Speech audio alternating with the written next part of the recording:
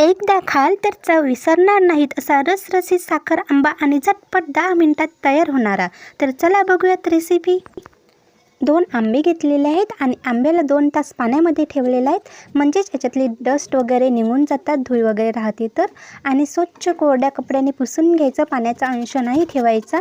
आणि साल काढून घ्यायची, साल काढल्यानंतर किसून घेतलेलं आहे। आता किसून तर झालेलं आहे।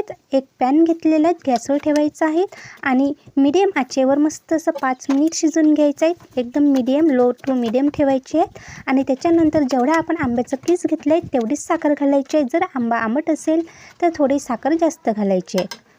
5 मिनिट मीडियम टू लो आचेवर शिजून घ्यायचं आहे। पाकेटपर्यंत 1 चम्मच विलायची पावडर घातलेली आहे आणि 2-3 केशरच्या काड्या घातलेल्या आहेत। आता मस्त साखर आंबा तयार झालेला आहे। तुम्हाला जर ही रेसिपी आवडली असेल तर लाईक करा आणि नवीन असाल तर चॅनलला सबस्क्राईब करा। व्हिडिओ बघितल्याबद्दल खूप खूप धन्यवाद। पुन्हा भेटूयात नवीन रेसिपीसोबत।